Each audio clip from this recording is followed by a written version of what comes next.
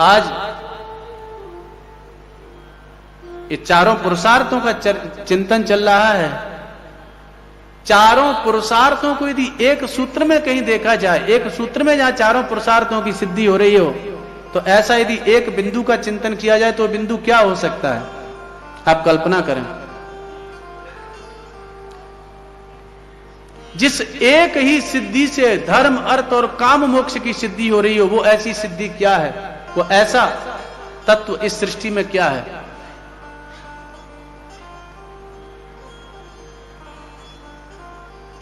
यदि ध्यान से देखेंगे तो वह है गाय।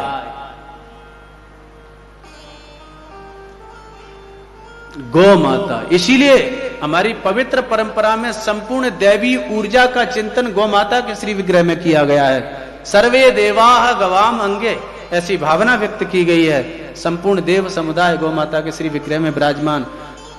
यदि और आज देखा जाए चतुर्विध पुरुषार्थों का जो मूल, जिसको कहा जाए मेरुदंड, चतुर्विध पुरुषार्थों की जो रीढ़ की हड्डी कही जाए, यदि चिंतन करके देखेंगे तो वह है गौ माता।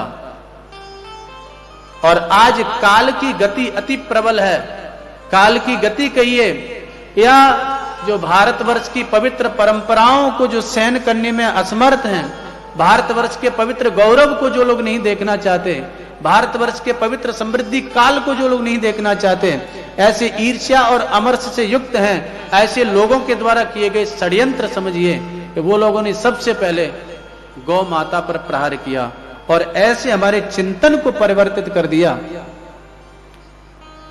कि आज हम देख रहे हैं कि गायों के ऊपर कितनी भीषण स्थिति है, कितने भीषण संकट है, कैसी विषम परिस्थितियां। तो शायद उन्होंने हमारे मूल पर प्रहार किया है, जो सनातन की परंपराओं से जिनको द्रोह है, ऐसे षड्यंत्रकारियों ने, क्योंकि मूल के छिन्न भिन्न हो जाने पर वृक्ष कितना भी हरा भरा हो, उसमें सुंदर सुंदर फल लग रहे हों, सुंदर सुंदर पत्ते लग रहे हों, सुंदर सुंदर पुष्प उसमें खिल रहे हों, सुंदर सुंदर उनकी शाखाओं का विस्तार हो, लेकिन उस वृक्ष के मूल का छेदन कर दिया जाए, जड़ का छेदन कर दिया जाए, तो उन फलों की, उन पुष्पों की, उन पत्तों की बहुत ज्यादा आयु नहीं रह जाती है।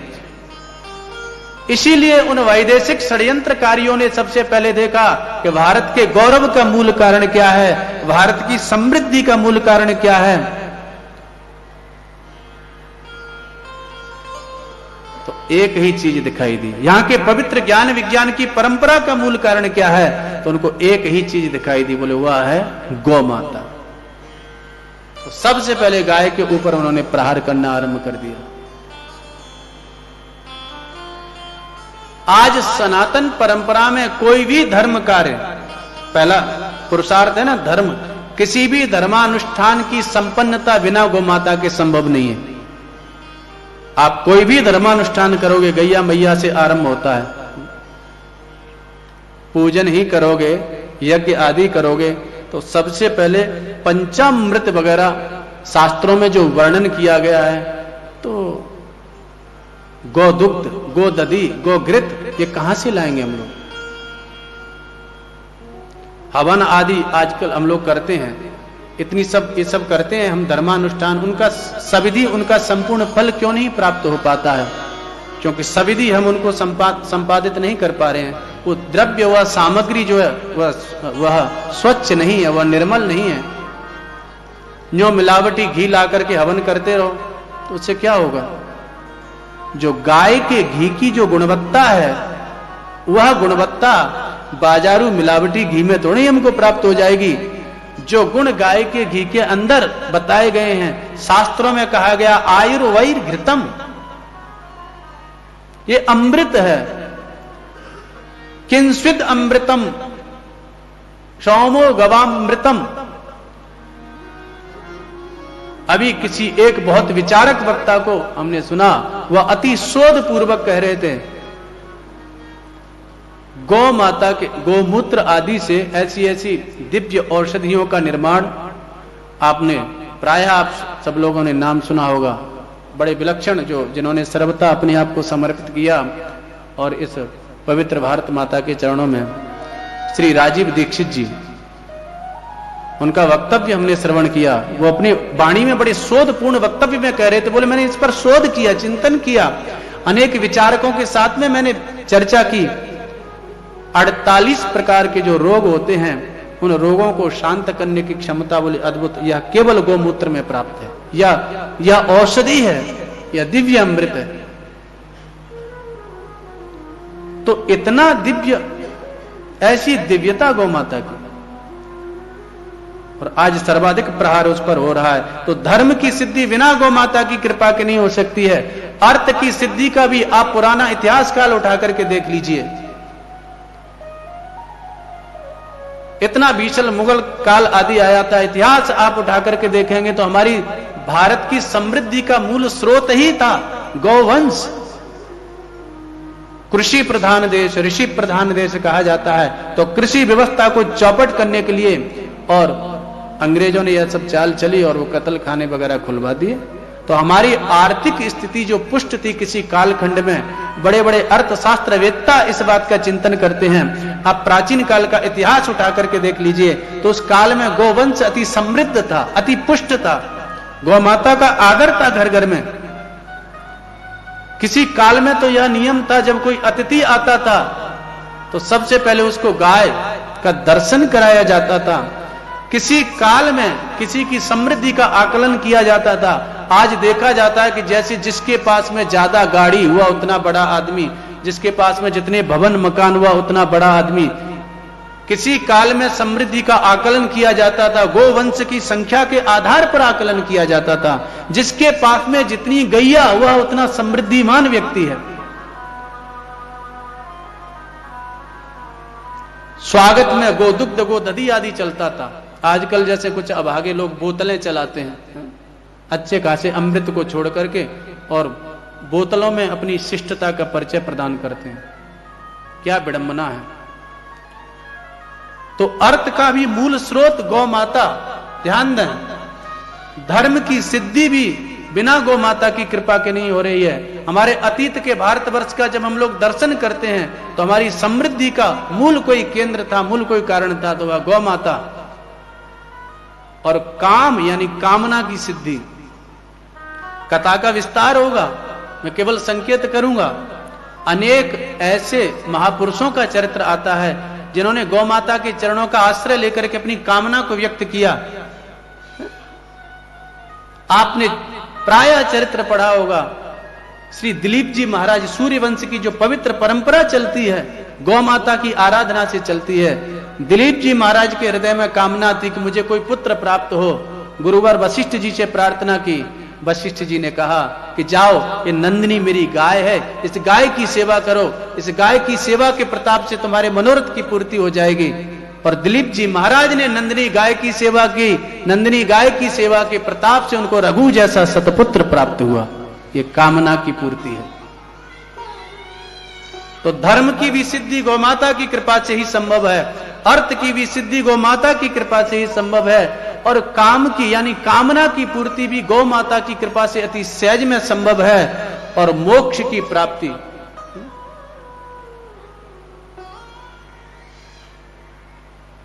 मोक्ष, दिव्य भगवत स्वरूप का बोध, इसके लिए भी बहुत कुछ नहीं कहना।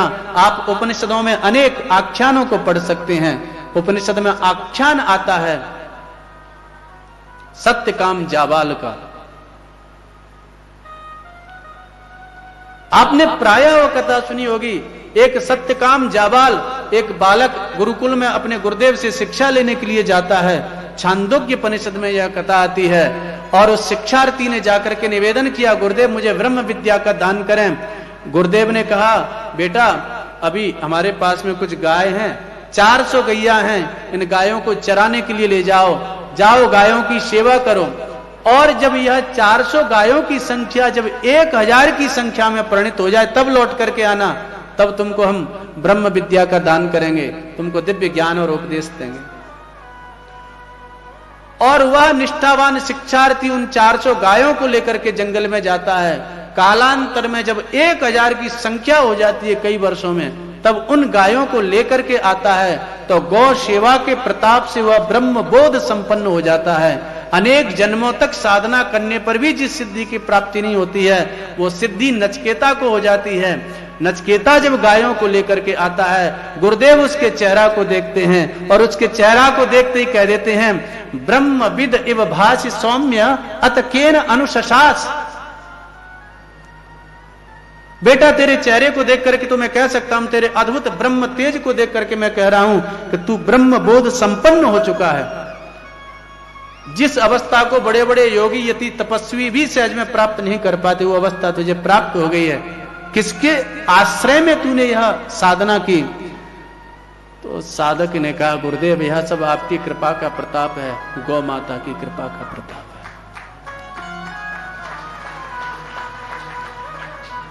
यह गौ माता की कृपा का प्रताप है।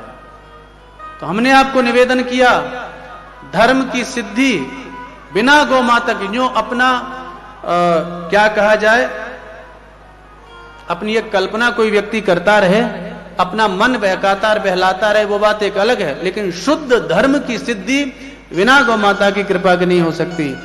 अर्थ की सिद्धि गौ माता की कृपा से ही संभव है। कामना की पूर्ति भी गौ माता की कृपा से संभव, ये अनेक प्रमाणों से हमने देखा। और मोक्ष की सिद्धि भी गौ माता की कृपा से संभव है। ऐसी गौ माता,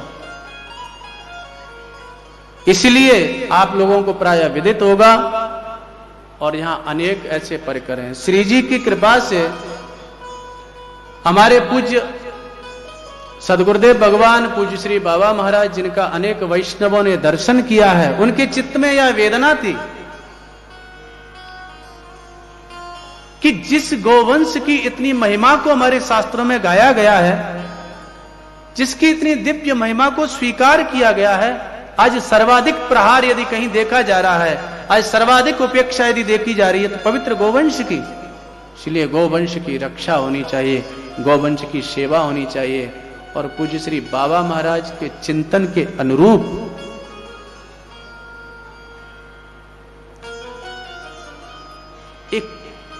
एक छोटे से संकल्प के साथ में एक यात्रा का आरंभ होता है। 2007 में श्री बरसाना धाम में गौशाला की स्थापना होती है। 4-5 गायों की सेवा से वह यात्रा आरंभ होती है। पूज्य श्री बाबा महाराज ने वहां पर घोषणा की थी, यदि आप लोगों की निष्ठा परिपक्व रही गौ माता के लिए, आप लोग यदि ईमानदारी से गौ सेवा में तत्पर रहे, तो देख लेना संपूर्ण उत्तर प्रदेश ही नहीं अपितु संपूर्ण भारतवर्ष में सबसे बड़ी गौशाला यहां पर विराजमान होगी। और आज पूज्य श्री बाबा महाराज की कृपा से इतनी बड़ी गौशाला वहां पर विराजमान, वह संकल्प पूरा हुआ और 4-5 गायों से वह यात्रा आरंभ होती है। और सनई सनई सनई सनई आज श्री जी की कृपा से, ठाकुर जी की कृपा से 1000 नहीं, 2000 नहीं, 10,000 नहीं, अपितु 60,000 की संख्या में गौ माता वहां पर विराजमान है। इतनी बृहद संख्या में गौ माता की सेवा वहां पर सविधि संचालित हो रही है। अनेक वैष्णवों ने यहां पर दर्शन किया है। यहां कितने वैष्णव हैं जिन्होंने गौशाला का दर्शन किया है? वाह, ये सब साक्षी यहां पर बैठे हैं। लोग एकाएक कल्पना नहीं कर, जब कहते हैं तो लोग कल्पना नहीं कर पाते। 60,000, हाँ 60,000 की संख्या। जब दर्शन करते हैं तो वही कृष्ण कालिक व्रज, उसी व्रज का स्मरण, उसी दिव्यता का दर्शन वहां पर होता है। तो एक इतना बृहद संकल्प लेकर के पूर्ण परिचय हमारे वैष्णव बाहर विराजमान हैं। और वहां गौशाला के जो दिव्य उत्पाद बड़ी स्वच्छता के साथ में, बड़ी प्रामाणिकता के साथ में जो संपादित वहां पर किए जाते हैं, जिनका निर्माण किया जाता है, वो अभी बाहर जो स्टॉल लगा है वहां पर उपलब्ध हो रहे हैं। जो कोई वहां पर वह परिचय प्राप्त करना चाहे तो वह वहां पर परिचय प्राप्त कर सकता है। और शुद्ध गव्य से निर्मित शुद्ध सामग्री यदि कोई प्राप्त करना चाहे तो वहां से कर सकता है। तो हम निवेदन कर रहे थे। और आज ध्यान दीजिए, ये सब बड़े महत्वपूर्ण बिंदु हैं और कथा का तात्पर्य यही है अपनी मूल चेतना की और अपनी मूल संस्कृति की ओर हम लोग लौटें, उसका परिचय प्राप्त करें।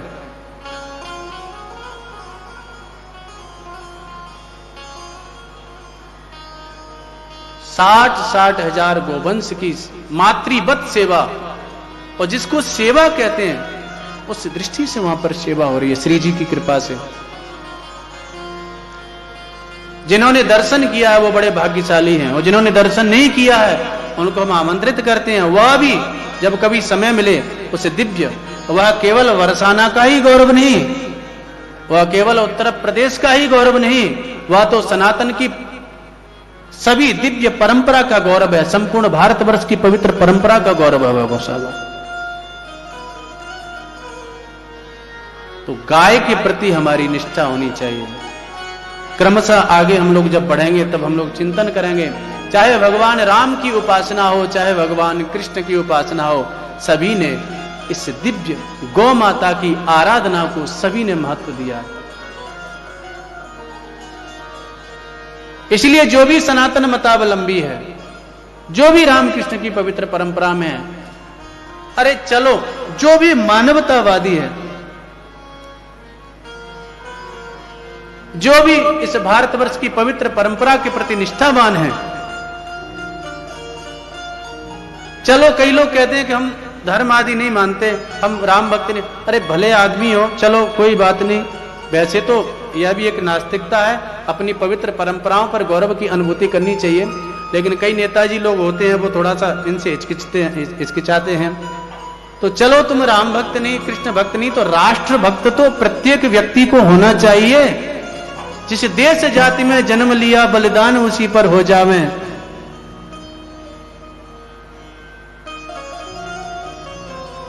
जो भरा नहीं है भावों से बहती, जिसमें रसधार नहीं, वो हृदय नहीं, वह पत्थर है जिसमें स्वदेश का प्यार नहीं। राष्ट्रीयता की भावना जिस हृदय में नहीं है वह हृदय नहीं, वह पत्थर है। भारत की वंदना करने में जिनको संकोच की अनुभूति होती है, दुर्भाग्य है उनका।